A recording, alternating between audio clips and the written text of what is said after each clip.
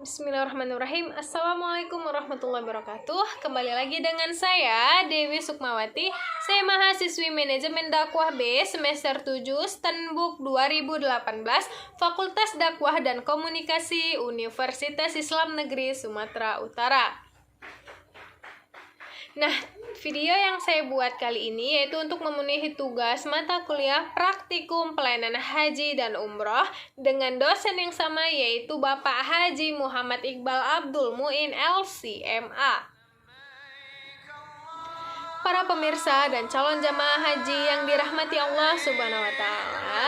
Nah, episode kali ini saya akan membahas tentang kedatangan jamaah haji di Bandara Arab Saudi.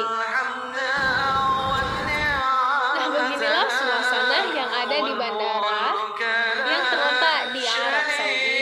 Suasana yang sangat indah dan bangunan bandara yang sangat mewah dan megah, sehingga membuat hati para jamaah menjadi tenang dan nyaman.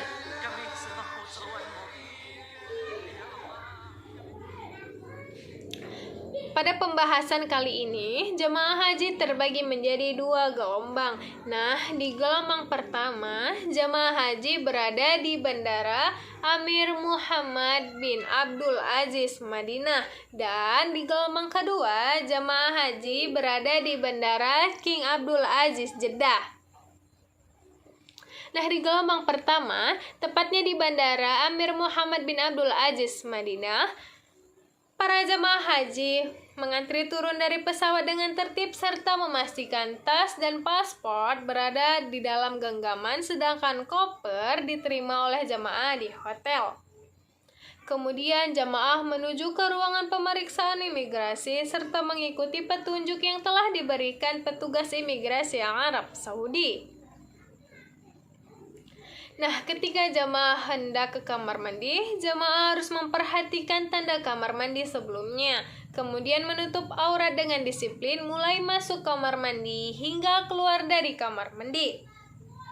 Nah, hal yang paling penting yaitu jamaah harus menjaga kekompakan regunya, mengikuti instruksi untuk naik bus yang diarahkan oleh petugas yang ada di Arab Saudi. Nah, pada gelombang kedua, tepatnya di Bandara King Abdul Aziz Jeddah, jemaah haji harus mengantri turun dari pesawat dengan tertib, memastikan tas dan paspor selalu berada di dalam genggaman, sedangkan koper diterima oleh jemaah di hotel. Kemudian jemaah haji menuju ke ruangan pemeriksaan imigrasi serta mengikuti petunjuk petugas imigrasi Arab Saudi. Nah, adapun yang harus diperhatikan oleh jemaah haji ketika hendak ke kamar mandi, jemaah haji harus memperhatikan tanda kamar mandi sebelumnya serta menutup aurat dengan sangat disiplin. Kemudian, jemaah harus melaksanakan niat ihram bagi jemaah yang berhaji tamattu, ifrad, dan qiran. Nah, adapun jamaah harus mengikuti instruksi untuk naik bus yang diarahkan oleh petugas. Kemudian, pada jamaah gelombang kedua menuju ke Mekah, jamaah haji harus menyerahkan paspor kepada petugas Arab Saudi lalu menaiki bus dengan tertib dan teratur. Kemudian jamaah menerima nasi box sebelum bus berangkat. Nah, setelah itu jamaah melaksanakan niat ihram bagi jamaah yang berhaji tamattu, ifrad, dan qiran. Kemudian jamaah dianjurkan untuk selalu membaca dan memperbanyak talbiyah, zikir, serta doa.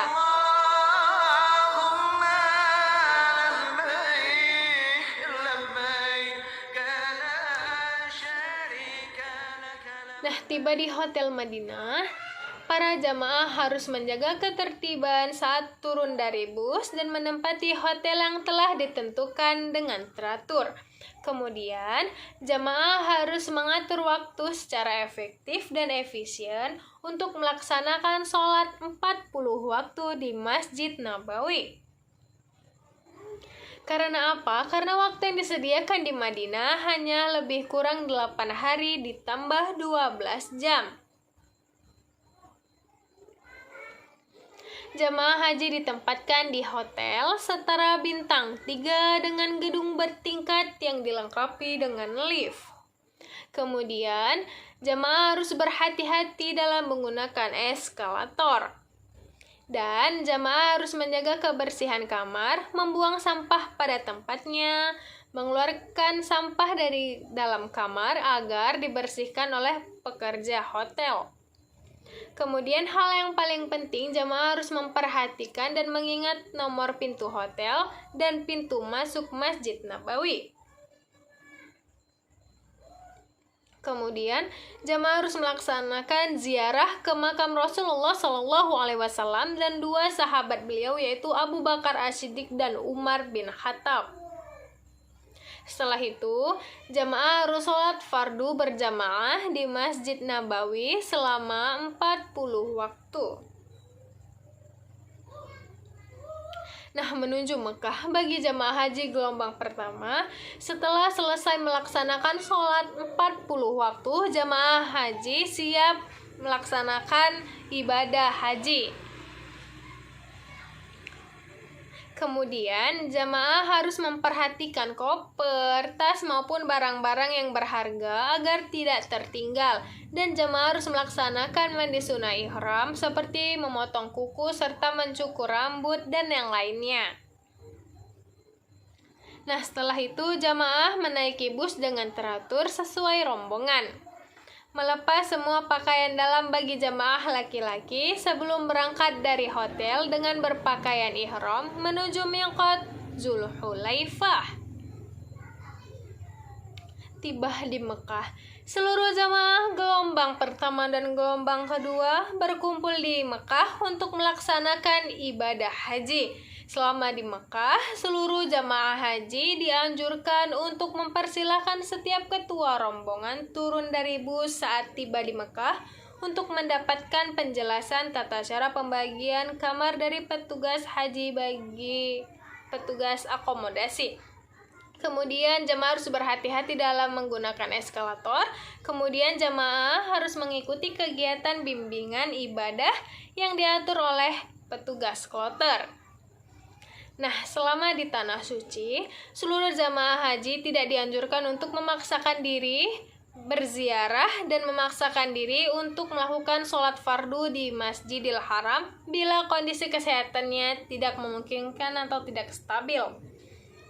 Kemudian, memaksakan diri untuk mencium Hajar Aswad dengan cara berdesak-desakan. Nah, apalagi sampai harus membayar orang untuk melampangkan jalan dengan menghalangi jamaah yang lainnya yang sedang bertawaf. Nah, selama di Tanah Suci, seluruh jamaah haji dilarang untuk menjemur pakaian di lorong-lorong yang ada di setiap lantai hotel. Serta jamaah haji dilarang untuk menerima tamu dalam kamar karena akan mengganggu jamaah yang lainnya. Jamaah haji dilarang untuk meninggalkan hotel berhari-hari dengan alasan mengunjungi keluarga atau dengan alasan yang lainnya, karena tindakan tersebut akan membuat bingung petugas haji dan rekan-rekan satu kloter lainnya. Kemudian jamaah haji dilarang untuk merokok di tempat yang dilarang seperti di Masjidil Haram serta di sekitarnya. Jamaah haji juga dilarang untuk membuang puntung rokok sembarangan agar tidak terjadi kebakaran, serta jamaah haji dilarang untuk memasak di dalam kamar. Sekian video yang dapat saya sampaikan dan yang dapat saya tampilkan. Kurang dan lebih saya mohon maaf. Wabillahi taufiq wal hidayah. Wassalamualaikum warahmatullahi wabarakatuh.